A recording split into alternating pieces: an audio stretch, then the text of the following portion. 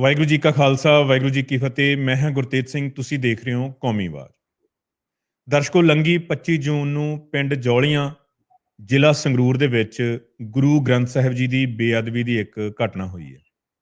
ਇਸ ਘਟਨਾ ਦੇ ਉੱਤੇ ਮਾਲਵਾ ਸਿੱਖਾਂ ਨੇ ਇੱਕ ਰਿਪੋਰਟ ਸੰਗਤਾਂ ਦੀ ਕਚਹਿਰੀ ਦੇ ਵਿੱਚ ਪੇਸ਼ ਕੀਤੀ ਹੈ।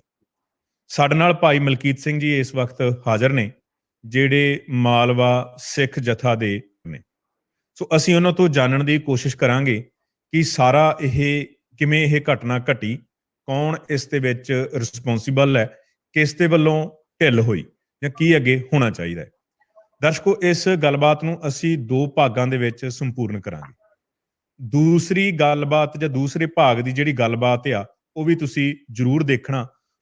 ਉਸ ਦੇ ਵਿੱਚ ਅਸੀਂ ਇਸ ਗੱਲ ਦੇ ਉੱਤੇ ਵਿਚਾਰ ਕਰਨ ਦੀ ਕੋਸ਼ਿਸ਼ ਕਰਾਂਗੇ ਕਿ ਇਹ ਜਿਹੜੀ ਢਿੱਲ ਵਰਤੀ ਜਾਂਦੀ ਆ ਜਾਂ ਬੇਅਦਬੀ ਨੂੰ ਕਿਵੇਂ ਠੱਲਿਆ ਜਾ ਸਕਦਾ ਹੈ। ਉਮੀਦ ਆ ਤੁਸੀਂ ਦੋਨੇ ਭਾਗ ਬੜੇ ਧਿਆਨ ਦੇ ਨਾਲ ਦੇਖੋਗੇ। ਭਾਈ ਮਲਕੀਤ ਸਿੰਘ ਜੀ, ਜੀਓ ਆਇਆਂ ਨੂੰ। ਵਾਹਿਗੁਰੂ ਜੀ ਕਾ ਖਾਲਸਾ ਵਾਹਿਗੁਰੂ ਜੀ ਕੀ ਫਤਿਹ ਜੀ। ਵਾਹਿਗੁਰੂ ਜੀ ਕਾ ਖਾਲਸਾ ਵਾਹਿਗੁਰੂ ਜੀ ਕੀ ਫਤਿਹ ਜੀ। ਭਾਈ ਮਲਕੀਤ ਸਿੰਘ ਜੀ, ਤੁਸੀਂ ਦਰਸ਼ਕਾਂ ਦੇ ਨਾਲ ਸਾਂਝ ਪਾਓ ਕਿ ਇਹ ਘਟਨਾ 25 ਤਰੀਕ ਨੂੰ ਕਿਸ ਸਮੇਂ ਹੋਈ, ਉਸ ਵਕਤ ਗੁਰਦੁਆਰਾ ਸਾਹਿਬਾਨ ਦੇ ਵਿੱਚ ਕੌਣ ਸੀ, ਕਰਨ ਵਾਲੇ ਦਾ ਕੀ ਮਨੋਰਥ ਸੀ, ਜਾਂ ਕੀ ਉਸ ਵਕਤ ਸਾਰਾ ਮਾਹੌਲ ਸੀ? ਜੀ ਦੇਖੋ, ਲੰਘੀ 25 ਜੂਨ ਨੂੰ ਆਪਾਂ ਸਾਰੇ ਹੀ ਜਾਣਦੇ ਹਾਂ, ਤਕਰੀਬਨ ਅਖਬਾਰਾਂ ਦੇ ਵਿੱਚ ਤੇ ਆਲਮੋਸਟ ਸਾਰੇ ਚੈਨਲਾਂ ਦੇ ਉੱਤੇ ਇਹ ਗੱਲਬਾਤ ਕਾਫੀ ਵਾਇਰਲ ਹੋਈ ਹੈ ਕਿ 25 ਜੂਨ ਨੂੰ ਪਿੰਡ ਜੌਲੀਆਂ, ਜਿਹੜਾ ਇੱਥੇ ਭਵਾਨੀਗੜ੍ਹ ਦੇ ਨੇੜੇ ਪੈ ਜਾਂਦਾ ਤੇ ਸੰਗਰੂਰ ਜ਼ਿਲ੍ਹੇ ਦਾ ਪਿੰਡ ਹੈ, ਉੱਥੇ ਦੁਪਹਿਰ ਨੂੰ ਤਕਰੀਬਨ 11 ਦੇ ਆਸ-ਪਾਸ ਪਿੰਡ ਦੀ ਇੱਕ ਬੀਬੀ ਜਿਹਦਾ ਨਾਮ ਗੁਰਮੇਲ ਕੌਰ ਹੈ, ਉਹ ਗੁਰਦੁਆਰਾ ਸਾਹਿਬ ਦੇ ਅੰਦਰ ਆਉਂਦੀ ਹੈ। ਤੇ ਇੱਥੇ ਮੈਂ ਇਹ ਵੀ ਦੱਸਾਂ ਕਿ ਉਹਨੇ 3 ਦਿਨ ਪਹਿਲਾਂ, 25 ਤਰੀਕ ਤੋਂ 3 ਦਿਨ ਪਹਿਲਾਂ, ਉਹਨੇ ਪਿੰਡ ਦੀ ਇੱਕ ਦੁਕਾਨ ਤੋਂ ਪੈਟਰੋਲ ਖਰੀਦਿਆ ਸੀਗਾ ਤੇ ਉਹ 25 ਤਰੀਕ ਨੂੰ ਗੁਰਦੁਆਰਾ ਸਾਹਿਬ ਆਉਂਦੀ ਹੈ ਤੇ ਉਸ ਵਕਤ ਕੋਈ ਵੀ ਨਹੀਂ ਹੁੰਦਾ ਉੱਥੇ ਗੁਰਦੁਆਰਾ ਸਾਹਿਬ ਦੇ ਅੰਦਰ। ਤੇ ਉਹ ਆਉਂਦੀ ਤੇ ਆ ਕੇ ਉਹ ਜਿਸ ਮਨਸ਼ਾ ਨਾਲ ਉਹ ਆਈ ਸੀ, ਉਹ ਤਾਂ ਸਾਰਾ ਸਪਸ਼ਟ ਹੀ ਹੈ, ਸਾਰੀ ਵੀਡੀਓ ਵੀ ਉਹਦੀ ਆਈ ਹੈ ਸਾਰੇ ਘਟਨਾਕ੍ਰਮ ਦੀ। ਤੇ ਉਹਨੇ ਆ ਕੇ ਉੱਥੇ ਪੈਟਰੋਲ ਦੇ ਨਾਲ ਅੱਗ ਲਾਤੀ ਹੈ, ਉਹ ਜਿਹਦੇ ਕਰਕੇ ਗੁਰੂ ਪਾਤਸ਼ਾਹ ਦਾ ਇੱਕ ਸਰੂਪ ਜਿਹੜਾ ਹੈ ਉਹ ਅਗਨ ਭੇਟ ਹੋ ਗਿਆ। ਉਸ ਤੋਂ ਇਲਾਵਾ 6 ਸਰੂਪ ਹੋਰ ਸੀਗੇ। ਉਹ ਜਦੋਂ ਅੱਗ ਲਾ ਕੇ ਵਾਪਸ ਜਾਂਦੀ ਹੈ, ਉਹ ਵਾਪਸ ਜਾਣ ਵੇਲੇ ਬਾਹਰੋਂ ਗੇਟ ਲਾ ਜਾਂਦੀ ਹੈ ਗੁਰਦੁਆਰਾ ਸਾਹਿਬ ਦਾ, ਤੇ ਉਹ ਗੇਟ ਲਾਉਣ ਤੋਂ ਬਾਅਦ ਉਹ ਆਪਣੇ ਘਰ ਚਲੀ ਜਾਂਦੀ, ਘਰ ਹੀ ਰਹਿੰਦੀ, ਕਿਤੇ ਭੱਜਦੀ ਨਹੀਂ, ਕਿਤੇ ਨਹੀਂ ਜਾਂਦੀ ਕਿਸੇ ਆਸੇ ਪਾਸੇ। ਤੇ ਉਹ ਗੇਟ ਲਾ ਜਾਂਦੀ ਤੇ ਉਹ ਗੇਟ ਤੋਂ ਬਾਅਦ ਜਦੋਂ ਬਹੁਤ ਜ਼ਿਆਦਾ ਅੰਦਰ ਅੱਗ ਫੈਲ ਜਾਂਦੀ ਹੈ ਤੇ ਧੂੰਆਂਧਾਰ ਹੋ ਜਾਂਦਾ, ਉਹਦੇ ਨਾਲ ਇੱਕ ਪਿਛਲੀ ਸਾਈਡ ਦੱਸਿਆ ਜਾਂਦਾ ਕਿ ਇੱਕ ਸ਼ੀਸ਼ਾ ਸ਼ਾਇਦ ਫੁੱਟਣ ਕਾਰਨ ਜਾਂ ਕਿਸੇ ਵੀ ਕਾਰਨ ਕਰਕੇ ਗੁਰਦੁਆਰਾ ਸਾਹਿਬ ਦੇ ਪਿਛਲੇ ਪਾਸੇ ਧੂੰਆਂ ਬਾਹਰ ਨਿਕਲਦਾ, ਤੇ ਉਹ ਪਿੰਡ ਚੋਂ ਹੀ ਕੋਈ ਸੱਜਣ ਵੇਖਦਾ ਕਿ ਧੂੰਆਂ ਆ ਰਿਹਾ, ਤਾਂ ਫਿਰ ਉਹ ਗੱਲ ਅੱਗੇ ਦੀ ਅੱਗੇ ਸਾਰਿਆਂ ਕੋਲ ਚੱਲ ਜਾਂਦੀ। ਤੇ ਉਹ ਆ ਕੇ ਸੰਗਤ ਨੇ, ਇੱਥੇ ਮਹਾਰਾਜ ਨੇ ਕਿਰਪਾ ਕੀਤੀ ਕਿ ਸੰਗਤ ਤੋਂ ਸੇਵਾ ਲਈ ਜਿਹੜੇ 6 ਸਰੂਪ ਮਹਾਰਾਜ ਦੇ ਉੱਪਰ ਸੱਚਖੰਡ ਸੀਗੇ, ਉਹ ਸੰਗਤ ਨੇ ਰਲ ਮਿਲ ਕੇ ਉਸ ਬਹੁਤ ਜ਼ਿਆਦਾ ਅੱਗ ਦੇ ਵਿੱਚੋਂ ਔਰ ਉਹ ਸਾਰੇ ਅਗਨ ਭੇਟ ਹੋਣ ਤੋਂ ਬਚਾ ਲਏ। ਇੱਕ ਸਰੂਪ ਅਗਨ ਭੇਟ ਹੋਇਆ ਮਹਾਰਾਜ ਦਾ। ਉਸ ਤੋਂ ਬਾਅਦ ਉਹ CCTV ਕੈਮਰਾ ਵੇਖਿਆ ਜਾਂਦਾ ਹੈ ਤੇ ਉਹਦੇ ਚ ਔਰਤ ਪਛਾਣ ਲਈ ਜਾਂਦੀ ਹੈ ਕਿਉਂਕਿ ਪਿੰਡ ਦੀ ਬੀਬੀ ਹੁੰਦੀ। ਉਸ ਤੋਂ ਬਾਅਦ ਉਹ ਵੇਖਦੇ ਆ ਕਿ ਘਰ ਹੀ ਹੈ ਬੀਬੀ, ਤੇ ਪੁਲਿਸ ਨੂੰ ਉਹਨੂੰ ਗ੍ਰਿਫਤਾਰ ਕਰਨ ਲਈ ਕਹਿ ਦਿੰਦੇ ਆ ਨਾ ਪਿੰਡ ਵਾਲੇ, ਤੇ ਉਹ ਪੁਲਿਸ ਆਉਂਦੀ ਤੇ ਉਹਨੂੰ ਗ੍ਰਿਫਤਾਰ ਕਰਕੇ ਲੈ ਜਾਂਦੀ। ਤੇ ਫਿਰ ਸ਼੍ਰੋਮਣੀ ਕਮੇਟੀ ਤੇ ਸਾਡੇ ਇੱਥੇ ਨੇੜੇ ਭਵਾਨੀਗੜ੍ਹ ਦੇ ਸ਼੍ਰੋਮਣੀ ਕਮੇਟੀ ਦੇ ਕੁਛ ਮੁਲਾਜ਼ਮ ਤੇ ਇੱਥੋਂ ਭਲਵਾਨ ਤੋਂ ਸ਼੍ਰੋਮਣੀ ਕਮੇਟੀ ਮੈਂਬਰ ਉਹ ਆਉਂਦੇ ਆ ਤੇ ਉਹ ਆ ਕੇ ਜੋ ਆਪਣੀ ਕਾਰਵਾਈ ਸ਼੍ਰੋਮਣੀ ਕਮੇਟੀ ਦੀ ਬਣਦੀ, ਬਟ ਉਹ ਬਹੁਤ ਕਾਹਲ ਦੇ ਨਾਲ ਉਹ ਜਿਹੜਾ ਸਰੂਪ ਸੀ, ਜਿਹੜਾ ਅਗਨ ਭੇਟ ਹੋਇਆ ਸੀਗਾ, ਉਹ ਸ਼੍ਰੀ ਗੋਇੰਦਵਾਲ ਲਈ ਰਵਾਨਾ ਕਰ ਦਿੱਤਾ ਜਾਂਦਾ। ਜਦੋਂ ਇਹ ਫਿਰ ਹੌਲੀ ਹੌਲੀ ਇੰਟਰਨੈਟ ਦੇ ਰਾਹੀਂ ਗੱਲ ਸੰਗਤਾਂ ਤੱਕ ਜਾਂਦੀ ਹੈ ਤੇ ਸੰਗਤਾਂ ਉੱਥੇ ਇਕੱਠੀਆਂ ਹੋਣੀਆਂ ਸ਼ੁਰੂ ਹੋ ਜਾਂਦੀਆਂ ਤੇ ਵੱਖ-ਵੱਖ ਜਥੇਬੰਦੀਆਂ ਜਿਹਨੂੰ ਜਦੋਂ ਪਤਾ ਲੱਗੀ ਗਿਆ ਉਹ ਉੱਥੇ ਆਉਣਾ ਸ਼ੁਰੂ ਕਰ ਦਿੰਦੇ।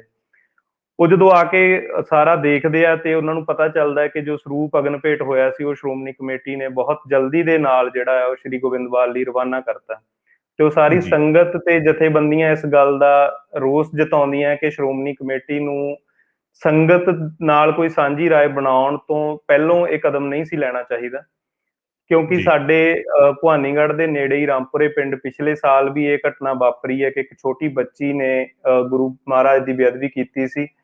ਉਸ ਵਕਤ ਵੀ ਜਿਹੜੀ ਸ਼੍ਰੋਮਣੀ ਕਮੇਟੀ ਦਾ ਰੋਲ ਇਸੇ ਤਰ੍ਹਾਂ ਰਿਹਾ ਕਿ ਸ਼੍ਰੋਮਣੀ ਕਮੇਟੀ ਨੇ ਬਹੁਤ ਜਲਦੀ ਦੇ ਨਾਲ ਜਿਹੜੇ ਉੱਥੋਂ ਜਿਹੜਾ ਸਰੂਪ ਜੀ ਦੀ ਬੇਅਦਬੀ ਹੋਈ ਸੀ ਉਹ ਉੱਥੋਂ ਰਵਾਨਾ ਕਰਤਾ ਸੀ ਗੁਰਦੁਆਰਾ ਸਾਹਿਬ ਤੋਂ। ਉਹਨਾਂ ਦਿਨਾਂ 'ਚ ਮੇਰੀ ਗੱਲ ਹੋਈ ਸੀ ਇੱਕ ਸੱਜਣ ਦੇ ਨਾਲ ਜਿਹੜਾ ਸ਼੍ਰੋਮਣੀ ਕਮੇਟੀ ਦੇ ਵਿੱਚ ਮੁਲਾਜ਼ਮ ਸੀਗਾ, ਉਹਨੇ ਮੈਨੂੰ ਇਹ ਕਾਰਨ ਦੱਸਿਆ ਕਿ ਜਲਦੀ ਕਰਨ ਦਾ ਸਾਡਾ ਕਾਰਨ ਇਹੀ ਹੈ ਕਿ ਇੱਥੇ ਸੰਗਤ ਨਾ ਇਕੱਠੀ ਹੋਣੀ ਸ਼ੁਰੂ ਹੋ ਜਾਵੇ, ਜਥੇਬੰਦੀਆਂ ਨਾ ਆ ਜਾਣ, ਕਿਸੇ ਪ੍ਰਕਾਰ ਦਾ ਕੋਈ ਧਰਨਾ ਨਾ ਲੱਗ ਜਾਵੇ, ਤੇ ਜੀ ਉਹ ਗੱਲ ਤੋਂ ਬਚਾਅ ਕਰਨ ਲਈ ਅਸੀਂ ਇਹ ਕਾਹਲੀ ਦੇ ਨਾਲ ਇਸ ਤਰ੍ਹਾਂ ਕਰਦੇ ਹਾਂ। ਹੂੰ ਤਾਂ ਉਹ ਹੁਣ ਇੱਕ ਤਰ੍ਹਾਂ ਮਾਮਲੇ ਨੂੰ ਰਫਾ ਦਫਾ ਕਰਨ ਦੇ ਵਿੱਚ ਹੀ ਉਹਨਾਂ ਦੀ ਭੂਮਿਕਾ ਰਹੀ ਹੈ ਸਾਰੇ ਦੇ ਵਿੱਚ। ਫਿਰ ਉਸ ਤੋਂ ਬਾਅਦ ਜਥੇਬੰਦੀਆਂ ਨੇ ਇਸ ਗੱਲ ਦਾ ਰੋਸ ਜਤਾਇਆ ਤੇ ਭਵਾਨੀਗੜ੍ਹ ਜਿਹੜਾ ਜਰਨੈਲੀ ਸੜਕ ਹੈ ਜਿਹੜੀ ਬਠਿੰਡਾ ਚੰਡੀਗੜ੍ਹ ਵਾਲੀ, ਉਹਦੇ ਤੇ ਉਹ ਸੜਕ ਰੋਕ ਲਈ ਜਾਂਦੀ ਹੈ ਜਥੇਬੰਦੀਆਂ ਵੱਲੋਂ। ਜੀ ਫਿਰ ਉਹ ਪ੍ਰੈਸ਼ਰ ਆਪਣੇ ਬਣਾਇਆ ਜਾਂਦਾ ਹੈ। ਹਾਂਜੀ ਆਪਣੇ ਮਲਕੀਤ ਸਿੰਘ ਜੀ, ਆਪਾਂ ਇਸ ਗੱਲ ਦੇ ਉੱਤੇ ਵੀ ਆਵੇਂ ਕਿ ਉਸ ਤੋਂ ਬਾਅਦ ਅਗਲਾ ਜਿਹੜਾ ਸਾਰਾ ਕਿਸ ਤਰ੍ਹਾਂ ਦਾ ਸੰਗਤ ਦਾ ਉਸ ਰਿਸਪੌਂਸ ਸੀ ਜਾਂ ਜਿਹੜਾ ਪ੍ਰੋਟੈਸਟ ਸੀਗਾ, ਨਾਲ ਦੀ ਨਾਲ ਜੀ ਥੋੜਾ ਜਿਹਾ ਆਪਾਂ ਇਹ ਵੀ ਜਾਣਨਾ ਚਾਹੁੰਦੇ ਹਾਂ, ਦਰਸ਼ਕਾਂ ਨੂੰ ਦੱਸਦੇ ਚੱਲੀਏ ਕਿ ਜਦੋਂ ਔਰਤ ਗੁਰਦੁਆਰਾ ਸਾਹਿਬ ਦੇ ਵਿੱਚ ਦਾਖਲ ਹੁੰਦੀ ਆ, ਕੀ ਉਸ ਵਕਤ ਗੁਰਦੁਆਰਾ ਸਾਹਿਬ ਦੇ ਵਿੱਚ ਕੋਈ ਵੀ ਨਹੀਂ ਸੀ? ਜੇ ਹੈ ਸੀ, ਕਿ ਉਸਨੇ ਕੋਈ ਰੋਕਣ ਦੀ ਕੋਸ਼ਿਸ਼ ਕੀਤੀ? ਉਸ ਦੇ ਬਾਰੇ ਥੋੜਾ ਜਿਹਾ ਦੱਸੋ। ਜੀ ਦੇਖੋ, ਉਸ ਵਕਤ ਕੋਈ ਵੀ ਨਹੀਂ ਸੀਗਾ ਗੁਰਦੁਆਰਾ ਸਾਹਿਬ ਦੇ ਅੰਦਰ। ਉਹ ਬੀਬੀ ਆਈ ਤੇ ਉਹਨੇ ਇਸੇ ਗੱਲ ਦਾ ਮੌਕੇ ਦਾ ਫਾਇਦਾ ਲੈਂਦੇ ਆ ਆਪਣੀ ਜਿਹੜੀ ਇਹ ਕਾਰਵਾਈ ਉਹ ਪਾਈ। ਜੀ ਇਸ ਗੱਲ ਦਾ ਜ਼ਿਕਰ ਨਾ ਤਾਂ ਬਹੁਤਾ 25 ਤਰੀਕ ਨੂੰ ਹੋਇਆ ਜਦੋਂ ਜਰਨੈਲੀ ਸੜਕ ਦੇ ਉੱਤੇ ਸੰਗਤ ਇਕੱਠੀ ਹੁੰਦੀ, ਤੇ ਉਸ ਤੋਂ ਬਾਅਦ ਅਗਲੇ ਦਿਨ ਵੀ 26 ਤਰੀਕ ਨੂੰ ਜਦੋਂ ਇਕੱਤਰਤਾ ਰੱਖੀ ਜਾਂਦੀ ਪਿੰਡ ਜੌਲੀਆਂ ਦੇ ਗੁਰਦੁਆਰਾ ਸਾਹਿਬ ਦੇ ਵਿੱਚ, ਉੱਥੇ ਵੀ ਹੂੰ ਇਸ ਗੱਲ ਦੇ ਉੱਤੇ ਬਹੁਤੀ ਵਿਚਾਰ ਨਹੀਂ ਕੀਤੀ ਗਈ ਕਿ ਜੋ ਇਹ ਵਾਪਰਿਆ ਇਹ ਕਿਉਂ ਵਾਪਰਿਆ, ਇਹਦੇ ਚ ਢਿੱਲਾ ਪੈਰਾ ਕਿਸ ਦਾ ਰਿਹਾ, ਉਹਦਾ ਜੋ ਕਸੂਰਵਾਰ ਆ ਉਹਨੂੰ ਬਣਦੀ ਕਿ ਜੋ ਵੀ ਸਜ਼ਾ ਬਣਦੀ ਉਸ ਮੁਤਾਬਕ ਦੇਣ ਦਾ ਕੀ ਅਮਲ ਹੋਣਾ ਚਾਹੀਦਾ, ਉਹਦੇ ਤੇ ਕੋਈ ਵਿਚਾਰ ਨਹੀਂ ਹੋਈ। ਜੇ ਇੱਕ ਦੋ ਸੱਜਣਾ ਨੇ ਜਾਂ ਜਥੇਬੰਦੀਆਂ ਨੇ ਕੋਈ ਕਿਸੇ ਤਰੀਕੇ ਗੱਲ ਨੂੰ ਛੋਹਣਾ ਵੀ ਚਾਹਿਆ ਤਾਂ ਉਹ ਪਿੰਡ ਵਾਲਿਆਂ ਵੱਲੋਂ ਉਸ ਗੱਲ ਦਾ ਵਿਰੋਧ ਕੀਤਾ ਗਿਆ ਕਿ ਸਾਨੂੰ ਬਲੇਮ ਨਾ ਕੀਤਾ ਜਾਵੇ, ਸਾਡਾ ਇਹਦੇ ਚ ਕੋਈ ਕਸੂਰ ਨਹੀਂ ਹੈ। ਜੀ ਤੇ ਉਸ ਗੱਲ ਦੀ ਮਾਲਵਾ ਸਿੱਖ ਜਥਾ ਵੱਲੋਂ ਜਿੰਨੀ ਕੁ ਅਸੀਂ ਖੋਜ ਪੜਤਾਲ ਕਰ ਸਕੇ ਅਸੀਂ ਕਰ ਵੀ ਰਹੇ ਹਾਂ, ਬਟ ਜਿੰਨੀ ਕੁ ਹੁਣ ਤੱਕ ਕੀਤੀ ਉਹ ਚੋਂ ਇਹ ਗੱਲ ਸਾਹਮਣੇ ਆਉਂਦੀ ਕਿ ਗ੍ਰੰਥੀ ਸਿੰਘ ਮੁਤਾਬਕ ਉਹਦਾ ਜਿਹੜਾ ਉਸ ਦਿਨ ਬਾਹਰ ਉਹ ਪਿੰਡ ਤੋਂ ਸੀਗਾ, ਉਸ ਦਿਨ ਗੁਰਦੁਆਰਾ ਸਾਹਿਬ ਨਹੀਂ ਸੀਗਾ, ਤੇ ਉਹ ਹੂੰ ਪਿੰਡੋਂ ਬਾਹਰ ਜਾਣ ਦਾ ਉਹਨਾਂ ਦਾ ਜੋ ਪ੍ਰੋਗਰਾਮ ਆ ਉਸੇ ਦਿਨ ਸੇਮ ਡੇ ਸਵੇਰੇ ਹੀ ਬਣਿਆ। ਉਹਨਾਂ ਉਸ ਦਿਨ ਹੂੰ 6ਵੇਂ ਪਾਤਸ਼ਾਹ ਜੀ ਦਾ ਪ੍ਰਕਾਸ਼ ਪੁਰਬ ਸੀਗਾ, ਤੇ ਉਹਦੇ ਸਬੰਧ ਦੇ ਵਿੱਚ ਉਹਨਾਂ ਦੇ ਕਿਉਂਕਿ ਉਹ ਪਰਿਵਾਰ ਸਮੇਤ ਰਹਿ ਰਹੇ ਗ੍ਰੰਥੀ ਸਿੰਘ ਉੱਥੇ, ਉਹਨਾਂ ਦੇ ਪਰਿਵਾਰ ਨੇ ਕਿਹਾ ਕਿ ਆਪਾਂ ਜਾ ਕੇ ਆਣਾ, ਤੇ ਉਹ ਉਹਨਾਂ ਦੇ ਦੱਸਣ ਮੁਤਾਬਕ ਕਿ ਗੁਰਦੁਆਰਾ ਸਾਹਿਬ ਦੇ ਬਿਲਕੁਲ ਸਾਹਮਣੇ ਜਿਹੜੇ ਗੁਰਦੁਆਰੇ ਦੀ ਲੋਕਲ ਕਮੇਟੀ ਆ ਉਹਦੇ ਮੈਂਬਰ ਨਿਰਮਲ ਸਿੰਘ ਦੀ ਵਰਕਸ਼ਾਪ ਹੈ, ਤੇ ਉਹ ਹਾਂਜੀ ਨਿਰਮਲ ਸਿੰਘ ਨੂੰ ਆਪਣੇ ਪਿੰਡੋਂ ਬਾਹਰ ਜਾਣ ਦੀ ਜਾਣਕਾਰੀ ਦੇ ਕੇ ਗਏ ਆ। ਜੀ ਤੇ ਜਦੋਂ ਅਸੀਂ ਨਿਰਮਲ ਸਿੰਘ ਨਾਲ ਸੰਪਰਕ ਕੀਤਾ, ਰਾਬਤਾ ਬਣਾਇਆ, ਤਾਂ ਉਹ ਇਸ ਗੱਲ ਤੋਂ ਆਪਣੀ ਸਹਿਮਤੀ ਨਹੀਂ ਬਣਾ ਰਹੇ। ਉਹ ਕਹਿੰਦੇ ਮੈਨੂੰ ਕੋਈ ਜਾਣਕਾਰੀ ਨਹੀਂ ਦਿੱਤੀ ਗਈ ਗ੍ਰੰਥੀ ਸਿੰਘ ਵੱਲੋਂ, ਬਟ ਮੈਂ ਹੂੰ ਉਹਨਾਂ ਨੂੰ ਜਾਂਦੇ ਨੂੰ ਵੇਖ ਲਿਆ ਸੀਗਾ। ਤਾਂ ਅਸੀਂ ਆਪਣੀ ਰਿਪੋਰਟ ਦੇ ਵਿੱਚ ਵੀ ਇਹ ਸਵਾਲ ਉਠਾਏ ਨੇ ਵੀ ਜੇ ਗ੍ਰੰਥੀ ਸਿੰਘ ਨਿਰਮਲ ਸਿੰਘ ਨੂੰ ਜਾਣਕਾਰੀ ਦੇ ਕੇ ਗਿਆ ਸੀ ਤਾਂ ਨਿਰਮਲ ਸਿੰਘ ਨੇ ਆਪਣੀ ਜ਼ਿੰਮੇਵਾਰੀ ਕਿਉਂ ਨਹੀਂ ਨਿਭਾਈ, ਜਾਂ ਬਾਕੀ ਕਮੇਟੀ ਨੂੰ ਕਿਉਂ ਨਹੀਂ ਦੱਸਿਆ? ਚਲੋ ਨਹੀਂ ਵੀ ਦੱਸਣਾ ਸੀ ਤਾਂ ਆਪ ਆਪਣੀ ਜੋ ਬਣਦੀ ਜ਼ਿੰਮੇਵਾਰੀ ਸੀ ਉਹ ਕਿਉਂ ਨਹੀਂ ਨਿਭਾਈ? ਤੇ ਜੇ ਜੀ ਗ੍ਰੰਥੀ ਸਿੰਘ ਨਹੀਂ ਦੱਸ ਕੇ ਗਿਆ ਸੀ ਤਾਂ ਉਹਨੇ ਲਾਪਰਵਾਹੀ ਕਿਉਂ ਵਰਤੀ? ਤੇ ਜੇ ਮੰਨ ਲਓ ਵੀ ਨਿਰਮਲ ਸਿੰਘ ਦੀ ਗੱਲ ਵੀ ਆਪਾਂ ਸਹੀ ਮੰਨ ਲਈਏ ਵੀ ਉਹ ਨਹੀਂ ਦੱਸ ਕੇ ਗਿਆ ਗ੍ਰੰਥੀ ਸਿੰਘ, ਬਟ ਨਿਰਮਲ ਸਿੰਘ ਕਹਿ ਰਹੇ ਕਿ ਮੈਂ ਉਹਨਾਂ ਨੂੰ ਜਾਂਦੇ ਨੂੰ ਵੇਖਿਆ, ਤੇ ਜਦੋਂ ਜਾਂਦੇ ਨੂੰ ਵੇਖਿਆ ਕਿ ਪਰਿਵਾਰ ਸਮੇਤ ਜਾ ਰਿਹਾ, ਤਾਂ ਨਿਰਮਲ ਸਿੰਘ ਦਾ ਵੈਸੇ ਹੀ ਨੈਤਿਕ ਤੌਰ ਤੇ ਫਰਜ਼ ਬਣਦਾ ਸੀ ਕਮੇਟੀ ਦਾ ਮੈਂਬਰ ਹੋਣ ਦੇ ਨਾਤੇ ਕਿ ਉਹ ਆਪਣੀ ਜ਼ਿੰਮੇਵਾਰੀ ਨਿਭਾਉਂਦੇ। ਉਹਨਾਂ ਨੂੰ ਇਹ ਤਾਂ ਗੱਲ ਸਪਸ਼ਟ ਹੋ ਗਈ ਸੀ ਕਿ ਗੁਰਦੁਆਰੇ ਹੁਣ ਕੋਈ ਨਹੀਂ ਹੈ, ਚਾਹੇ ਉਹ 5 ਜੀ ਮਿੰਟ ਲਈ ਜਾ ਰਹੇ ਸੀ, 10 ਮਿੰਟ ਲਈ ਜਾ ਰਹੇ ਸੀ, ਵਟਐਵਰ। ਤੇ ਉਹ ਪਰ ਉਤਾਂ ਤੋਂ ਇੱਥੇ ਢਿੱਲ ਵਰਤੀ ਗਈ ਹੈ ਨਾ। ਸੋ ਮੈਂ ਜੀ ਸਮਝਦਾ ਕਿ ਆਪਾਂ ਹਰ ਵਾਰ ਆਪਣਾ ਵਰਤਾਰਾ ਇਹ ਰਹਿੰਦਾ ਕਿ ਅਸੀਂ ਦੋਸ਼ੀ ਦੇ ਉੱਤੇ ਫੋਕਸ ਹੋ ਜਾਂਦੇ ਆ, ਉਹਦੇ ਜੀ ਚ ਆਪਣੀ ਮਨਸ਼ਾ ਕਿਤੇ ਨਾ ਕਿਤੇ ਆਪਣਾ ਜਿਹੜਾ ਪੈਰਾ ਢਿੱਲਾ ਰਿਹਾ ਹੁੰਦਾ ਉਹਨੂੰ ਲੁਕਾਉਣ ਦੇ ਲਈ ਆਪਾਂ ਜ਼ਿਆਦਾ ਆਪਣੀ ਊਰਜਾ ਉੱਥੇ ਲਾ ਦਿੰਦੇ ਆ ਕਿ ਦੋਸ਼ੀ ਨੂੰ ਸਜ਼ਾ ਦਿੱਤੀ ਜਾਵੇ, ਹਨਾ। ਤੇ ਜੀ ਇੱਥੇ ਜਿਹੜਾ ਤੁਹਾਡਾ ਸਵਾਲ ਸੀਗਾ ਉਹ ਮੈਂ ਇੱਥੇ ਹੀ ਸਮੇਟਦਾ ਕਿ ਉਸ ਵਕਤ ਕੋਈ ਵੀ ਨਹੀਂ ਸੀ ਗੁਰਦੁਆਰਾ ਸਾਹਿਬ, ਤੇ ਜਿੰਨੀ ਕੁ ਪੜਤਾਲ ਅਸੀਂ ਕਰ ਸਕੇ ਉਹਦੇ ਚ ਇਹ ਗੱਲਾਂ ਸਾਹਮਣੇ ਆਈਆਂ ਜਿਹੜੀਆਂ ਮੈਂ ਤੁਹਾਡੇ ਨਾਲ ਸਾਂਝੀਆਂ ਕੀਤੀਆਂ। ਜਿਹੜੇ ਤੁਸੀਂ ਨਿਰਮਲ ਸਿੰਘ ਹੋਰਾਂ ਦੇ ਉੱਤਰ ਸਾਂਝੇ ਕੀਤੇ ਜਾਂ ਉਹਨਾਂ ਦੇ ਜਵਾਬ ਸਾਂਝੇ ਕੀਤੇ, ਉਸ ਤੋਂ ਤਾਂ ਇਹ ਲੱਗ ਰਿਹਾ ਹੈ ਕਿ ਇੱਥੇ ਜਿਹੜੀ ਇੱਕ ਨੈਤਿਕ ਜ਼ਿੰਮੇਵਾਰੀ, ਜਿਹੜਾ ਇੱਕ ਦੈਵੀ ਸਤਿਕਾਰ ਆ ਮਹਾਰਾਜ ਦਾ, ਉਸ ਨੂੰ ਨਿਭਾਉਣ ਦੀ ਥਾਂ ਇੱਕ ਜਿਹੜੀਆਂ ਤਕਨੀਕੀ ਕੁਝ ਘੁੰਡੀਆਂ ਹੁੰਦੀਆਂ ਨੇ, ਉਸ ਨੂੰ ਕੇ ਹੀ ਆਪਣਾ ਪਿੱਛਾ ਛੁਡਾਇਆ ਜਾ ਰਿਹਾ ਹੈ। ਕਿ ਜਿਵੇਂ ਇੱਕ ਦਫ਼ਤਰ ਦੇ ਵਿੱਚ ਹੁੰਦਾ ਕਿ ਇਸ ਨੇ ਹਾਜ਼ਰੀ ਰਜਿਸਟਰ ਦੇ ਉੱਤੇ ਨਹੀਂ ਲਿਖਿਆ, ਸੋ ਮੈਂ ਇੱਥੇ ਨਹੀਂ ਰਿਸਪੌਂਸੀਬਲ, ਭਾਵ ਆਮ ਨੌਕਰਸ਼ਾਹੀ ਦੇ ਪ੍ਰਬੰਧ ਵਾਂਗ ਹੀ ਉਹ ਇਸ ਨੂੰ ਦੇਖ ਰਹੇ ਨੇ। ਨਹੀਂ, ਬਿਲਕੁਲ ਇਸੇ ਤਰ੍ਹਾਂ ਆ। ਔਰ ਜਿਹੜਾ ਮੈਂ ਦੱਸਿਆ ਜਿੱਦਾਂ ਕਿ 26 ਨੂੰ ਵੀ ਪਿੰਡ ਵਾਲਿਆਂ ਵੱਲੋਂ ਇਸ ਗੱਲ ਦਾ ਵਿਰੋਧ ਹੁੰਦਾ ਹੈ ਕਿ ਸਾਨੂੰ ਬਲੇਮ ਨਾ ਕੀਤਾ ਜਾਵੇ, ਹਨਾ। ਚਲੋ ਜੀ ਉਹਦੇ ਚ ਕਿਤੇ ਨਾ ਕਿਤੇ ਮੈਂ ਉੱਥੇ ਮੌਜੂਦ ਹੀ ਸੀ, ਇਹ ਵੀ ਰਿਹਾ ਵੇ ਕੁਝ ਸਿੰਘਾਂ ਨੇ ਜ਼ਿਆਦਾ ਜਜ਼ਬਾਤੀ ਉਹ ਕਹਿ ਲਈਏ ਜਾਂ ਗੁੱਸੇ ਚ ਕਹਿ ਲਈਏ ਕਿ ਕੁਝ ਲਫ਼ਜ਼ ਵੀ ਐਸੇ ਵਰਤੇ ਪਿੰਡ ਵਾਲਿਆਂ ਲਈ ਜਿਹੜੇ ਨਹੀਂ ਸੀ ਵਰਤਣੇ ਚਾਹੀਦੇ। ਉਸ ਗੱਲ ਨਾਲ ਮੈਂ ਸਹਿਮਤ ਹਾਂ, ਬਟ ਬਾਰ-ਬਾਰ ਇਹ ਕਹਿਣਾ ਕਿ ਸਾਨੂੰ ਬਲੇਮ ਨਾ ਕੀਤਾ ਜਾਵੇ ਔਰ ਸਾਡੇ ਬਾਰੇ ਜਾਂ ਕਮੇਟੀ ਬਾਰੇ ਕੋਈ ਇਸ ਤਰੀਕੇ ਦੀ ਗੱਲ ਨਾ ਕੀਤੀ ਜਾਵੇ, ਉਹ ਮੈਂ ਸਮਝਦਾ ਕਿ ਬਹੁਤ ਗਲਤ ਹੈ। ਜੇ ਘਟਨਾ ਵਾਪਰੀ ਸੀ ਤਾਂ ਉਹਨਾਂ ਨੂੰ ਬਹੁਤ ਨਿਮਰਤਾ ਦੇ ਨਾਲ ਸਾਰੀਆਂ ਜਥੇਬੰਦੀਆਂ ਔਰ ਸੰਗਤ ਦੇ ਸਾਹਮਣੇ ਇਹ ਗੱਲ, ਔਰ ਘੱਟੋ ਘੱਟ ਮਹਾਰਾਜ ਦੇ ਸਾਹਮਣੇ ਇਹ ਗੱਲ ਸਿਰ ਝੁਕਾ ਕੇ ਮੰਨ ਲੈਣੀ ਚਾਹੀਦੀ ਸੀ ਕਿ ਇਹਦੇ ਚ ਅਸੀਂ ਕਸੂਰਵਾਰ ਹਾਂ, ਪਹਿਲੀ ਗਲਤੀ ਸਾਡੀ ਹੈ, ਸਾਡੇ ਤੋਂ ਢਿੱਲ ਰਹੀ ਤਾਂ ਇਹ ਭਾਣਾ ਵਾਪਰਿਆ, ਹਨਾ। ਬਟ ਉਸ ਤਰੀਕੇ ਦਾ ਕੋਈ ਅਮਲ ਸਾਹਮਣੇ ਨਹੀਂ ਆਇਆ। ਸਾਡਾ ਯਤਨ ਹੈ ਕਿ 4 ਤਰੀਕ ਤੱਕ ਇਸ ਗੱਲ ਨੂੰ ਸਾਰੀਆਂ ਜਥੇਬੰਦੀਆਂ ਦੇ ਨਾਲ ਡਿਸਕਸ ਕੀਤਾ ਜਾਵੇ, 4 ਤੋਂ ਪਹਿਲਾਂ ਸਾਰਿਆਂ ਨੂੰ ਮਿਲ ਕੇ ਗੱਲਾਂ ਰੱਖੀਆਂ ਜਾਣ ਤਾਂ ਕਿ 4 ਨੂੰ ਕੋਈ ਇਸ ਤਰੀਕੇ ਦੀ ਗੱਲ ਤੁਰ ਸਕੇ। ਜੀ ਤੁਸੀਂ ਜਿੱਥੋਂ ਮੈਂ ਤੁਹਾਨੂੰ ਸਵਾਲ ਪੁੱਛਿਆ ਸੀ, ਤੁਸੀਂ 25 ਤਰੀਕ ਨੂੰ ਜਰਨੈਲੀ ਸੜਕ ਆ ਉਸ ਦੇ ਉੱਤੇ ਬੈਠ ਕੇ ਧਰਨਾ ਦੇਣ ਦੀ ਗੱਲ ਕਰ ਰਹੇ ਸੀ। ਉਸ ਤੋਂ ਲੈ ਕੇ ਉਸ ਦਿਨ ਤੋਂ ਲੈ ਕੇ ਅੱਜ 29 ਜੂਨ ਦੇ ਸ਼ਾਮ ਨੂੰ 6 ਵਜੇ ਤੱਕ ਕੀ ਹਾਲਾਤ ਰਹੇ ਨੇ ਉੱਥੋਂ ਤੋਂ ਹੁਣ ਤੱਕ ਦੇ? ਦੇਖੋ, ਧਰਨਾ ਬੇਸਿਕਲੀ ਇਸ ਗੱਲ ਲਈ ਸੀਗਾ ਕਿ ਜਿਹੜੀ ਸ਼੍ਰੋਮਣੀ ਕਮੇਟੀ ਨੇ ਕਾਹਲ ਦਿਖਾਈ ਆ, ਉਹ ਸਰੂਪ ਵਾਪਸ ਲਿਆਂਦੇ ਜਾਣ ਗੁਰਦੁਆਰਾ ਸਾਹਿਬ। ਤੇ ਸ਼੍ਰੋਮਣੀ ਕਮੇਟੀ ਇਕੱਲਾ ਆਪਣੇ ਤੌਰ ਤੇ ਇਸ ਤਰੀਕੇ ਦਾ ਕੋਈ ਫੈਸਲਾ ਨਹੀਂ ਲੈ ਸਕਦੀ, ਤੇ ਉਹ ਵਾਪਸ ਲਿਆਂਦੇ ਜਾਣ ਇੱਕ ਵਾਰ ਲਈ। ਤੇ ਫਿਰ ਉਹ ਸ਼੍ਰੋਮਣੀ ਕਮੇਟੀ ਨੂੰ ਇਹ ਗੱਲ ਮੰਨਣੀ ਪਈ, ਚਾਹੇ ਪ੍ਰਸ਼ਾਸਨ ਦੇ ਕਹੇ ਤੇ ਲਾ ਲਓ ਜਾਂ ਜੋ ਵੀ ਕਾਰਨ ਬਣੇ। ਤੇ ਫਿਰ ਉਹ ਰਾਤ ਨੂੰ ਕਾਫੀ ਦੇਰ, ਮੇਰੇ ਖਿਆਲ 11 11:30 ਦਾ ਵਕਤ ਸੀਗਾ ਜਦੋਂ ਧਰਨਾ ਸਮਾਪਤ ਹੋਇਆ ਉੱਥੋਂ।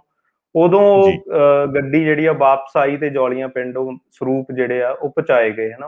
ਉਸ ਗੱਲ ਦੇ ਉੱਤੇ ਉੱਥੋਂ ਧਰਨਾ ਸਮਾਪਤ ਕਰਕੇ ਇਹ ਗੱਲ ਰੱਖੀ ਜਾਂਦੀ ਹੈ ਕਿ ਅਗਲੇ ਦਿਨ ਜਿਹੜੀ ਇਕੱਤਰਤਾ ਉਹ ਗੁਰਦੁਆਰਾ ਸਾਹਿਬ ਕਰਾਂਗੇ ਤੇ ਇਸ ਮਸਲੇ ਤੇ ਸਾਰੀਆਂ ਜਥੇਬੰਦੀਆਂ ਦੇ ਵਿਚਾਰ ਲਵਾਂਗੇ। ਤੇ 26 ਨੂੰ ਜਦੋਂ ਮੈਂ ਪਹੁੰਚਦਾ, ਮੇਰੇ ਤੋਂ ਪਹਿਲਾਂ ਵੀ ਥੋੜੀ ਬਹੁਤ ਗੱਲਬਾਤ ਚੱਲ ਰਹੀ ਸੀ ਆਲਰੇਡੀ ਉੱਥੇ। ਜਦੋਂ ਅਸੀਂ ਪਹੁੰਚੇ ਆ ਤਾਂ ਉੱਥੇ ਉਸ ਤੋਂ ਬਾਅਦ ਦਾ ਜੋ ਅੱਖੀਂ ਦੇਖਿਆ ਉਹਦੇ ਚ ਜਿਹੜਾ, ਜਦੋਂ ਕਿਉਂਕਿ ਆਪਾਂ ਗੁਰੂ ਪਾਤਸ਼ਾਹ ਦੇ ਅਦਬ ਚ ਇਕੱਠੇ ਹੋਏ ਆ ਤੇ ਐਡੀ ਵੱਡੀ ਘਟਨਾ ਵਾਪਰੀ ਆ, ਔਰ 1 ਸਾਲ ਦੇ ਵਿੱਚ ਹੀ ਕਹਿ ਲਈਏ ਕਿ ਆਲਮੋਸਟ ਸਾਲ ਦਾ ਹੀ ਵਕਫਾ ਹੈ ਕਿ ਨੇੜੇ ਦੇ ਪਿੰਡਾਂ ਚ ਦੂਸਰੀ ਵਾਰ ਇਹ ਘਟਨਾ ਵਾਪਰ ਗਈ। ਤੇ ਉਹ ਜਿੰਨੀ ਸੰਜੀਦਗੀ ਦੇ ਨਾਲ, ਜਿੰਨੀ ਗੰਭੀਰਤਾ ਦੇ ਨਾਲ ਉਹਦੇ ਤੇ ਵਿਚਾਰ ਹੋਣੀ ਚਾਹੀਦੀ ਸੀ, ਉਹ ਨਹੀਂ ਸੀ ਹੋ ਰਹੀ।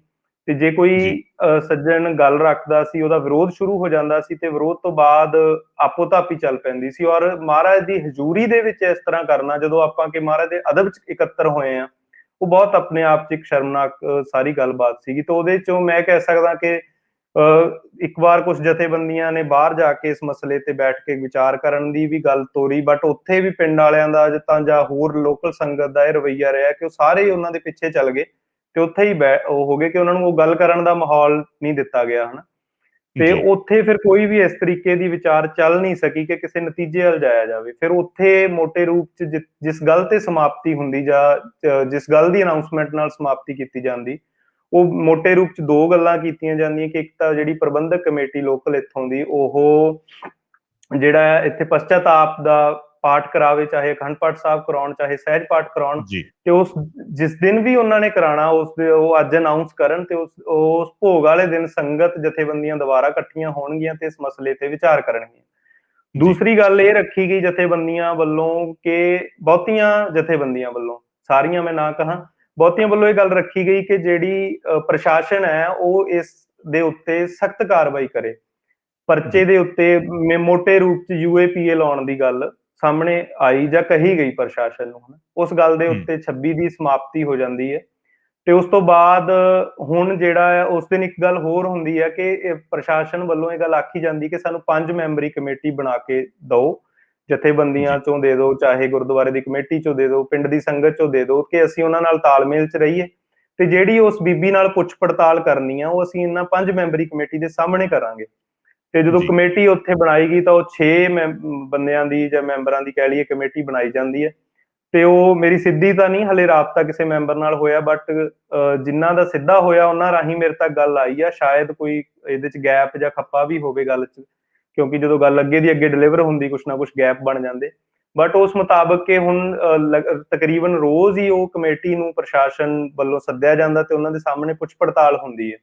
ਕੱਲ ਰਾਤ ਹੀ ਜੋ ਮੇਰੀ ਗੱਲ ਹੋਈ ਉਸ ਅਨੁਸਾਰ ਇਹ ਸੀਗਾ ਕਿ ਕੁਛ ਕਮੇਟੀ ਦੇ ਵਿੱਚੋਂ ਕੁਝ ਮੈਂਬਰਾਂ ਦਾ ਇਤਰਾਜ਼ ਸੀਗਾ ਕਿ ਤੁਸੀਂ ਇਹਨਾਂ ਨੂੰ ਇੰਟੈਰੋਗੇਟ ਨਹੀਂ ਕਰ ਰਹੇ, ਤਾਂ ਉਹ ਪੁਲਿਸ ਨੇ ਉਹ ਬੀਬੀ ਨੂੰ ਉਹਨਾਂ ਦੇ ਸਾਹਮਣੇ ਇੰਟੈਰੋਗੇਟ ਕੀਤਾ। ਇਸ ਗੱਲ ਦਾ ਮੈਂ ਸ਼ੋਰਲੀ ਨਹੀਂ ਕਹਿ ਸਕਦਾ, ਜਿੰਨੀ ਕੁ ਜਾਣਕਾਰੀ ਮੈਨੂੰ ਅੱਗੇ ਦੀ ਅੱਗੇ ਪਹੁੰਚੀ ਹੈ ਉਸ ਮੁਤਾਬਕ ਕਿ ਉਹਨਾਂ ਸਾਹਮਣੇ ਹੋਇਆ, ਬਟ ਅਸੀਂ ਹੁਣ ਛੇਤੀ ਉਹਨਾਂ ਮੈਂਬਰਾਂ ਨੂੰ ਮਿਲ ਕੇ ਤੇ ਇਹਨਾਂ ਸਾਰੇ ਨੁਕਤਿਆਂ ਤੇ ਵਿਚਾਰ ਕਰਨ ਦਾ ਅਮਲ ਸ਼ੁਰੂ ਕਰਨਾ ਹੈ।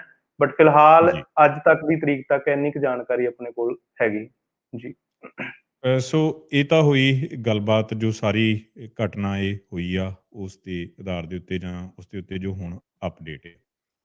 ਸੋ ਹੁਣ ਦਰਸ਼ਕੋ, ਅਸੀਂ ਅਗਲੇ ਭਾਗ ਦੇ ਵਿੱਚ ਗੱਲਬਾਤ ਕਰਨ ਜਾ ਰਹੇ ਹਾਂ ਕਿ ਜਿਹੜੀ ਢਿੱਲ ਹੋਈ ਆ, ਢਿੱਲਾ ਪਹਿਰਾ ਜਿਹੜਾ ਰਿਹਾ ਗਾ, ਉਸ ਦੇ ਕੀ ਕਾਰਨ ਨੇ ਤੇ ਉਸ ਨੂੰ ਪੱਕਾ ਪਹਿਰਾ ਕਿਵੇਂ ਕੀਤਾ ਜਾ ਸਕਦਾ।